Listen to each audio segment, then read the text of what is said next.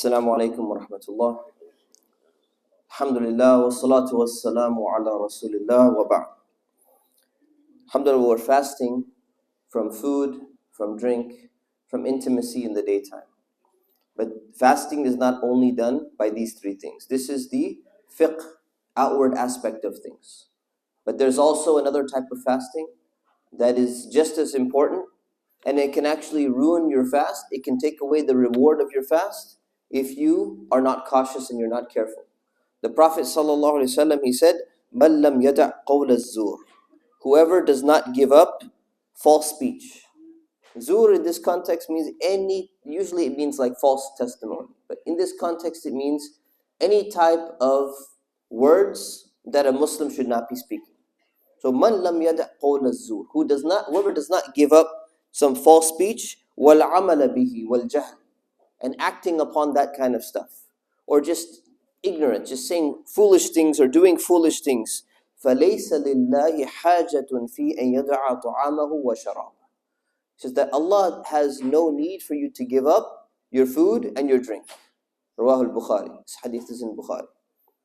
So the Prophet ﷺ is basically saying, if you're gonna do the outward part of fasting, you don't eat, you don't drink, you don't break your fast in any way from the fiqh perspective. But then you're going around and you're gossiping about people, you're lying, you're cheating in your business, you're going and saying all these things that you should not be saying. Allah doesn't need you to give up your food and drink. There's no need for that. So there was a survey that was done, a study that was done by a group called Prebly. And they showed that the average American swears 21 times a day, on average, in terms of the bad words that they use. And then they looked and they said, what about men and women? And they said, you know what, men, little bit more than women. But the biggest difference was between Gen Z, Generation Z, like younger generation, and the baby boomer generation. Which one do you think was more? Baby boomer generation or the elder people? Right? So was the elders swear more or the younger kids swear more? The older ones? The younger ones. Double the amount. Now why is that?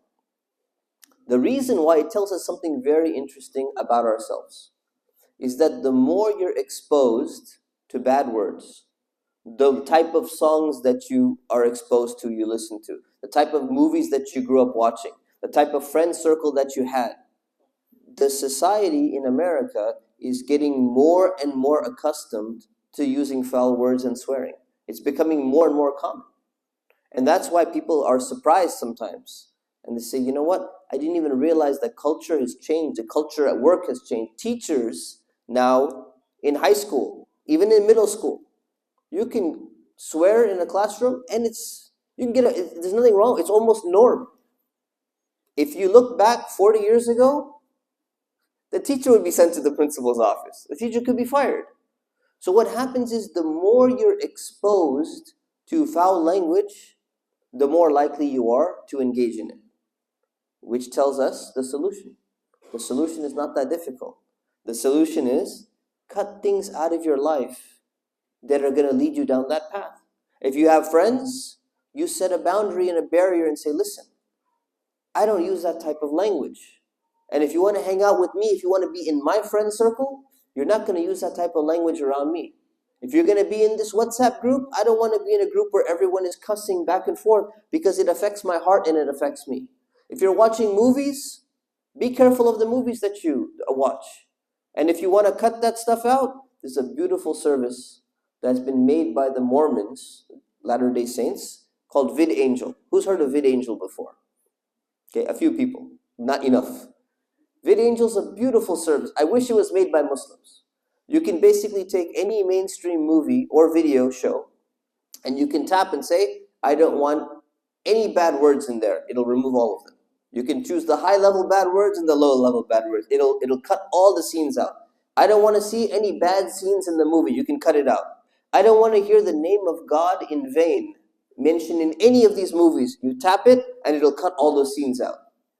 The only people you feel sorry for are the ones who had to go and watch all of that and decide exactly where is that in the movie. And what's also interesting is in the same survey or the same study said most of the bad words are used towards who? Towards friends and family? Towards people they don't know? Or towards themselves? What do you think? Most of the bad words are to themselves. Most people, it's not that they've developed more courage. Courage has not changed. The difference is that people have become accustomed to the emotional release of just simply cursing and cussing, and it's become part and parcel of their language. So they say it regularly, but the most of the words that they're saying is actually just to themselves because it's become a habit. And this is exactly what the beauty of Ramadan is. Ramadan is designed to build good habits and it's designed to break bad habits. So make this Ramadan the Ramadan where you clean your mouth out and you stop using those words. And you go and you set boundaries with your friends and you set boundaries with the media that you consume. And you say, I am not going to consume these things because it affects my heart, and what comes in my heart comes out from my tongue. May Allah subhanahu wa ta'ala purify our mouths. May Allah subhanahu wa ta'ala purify our language and help us to make this Ramadan the catalyst for change.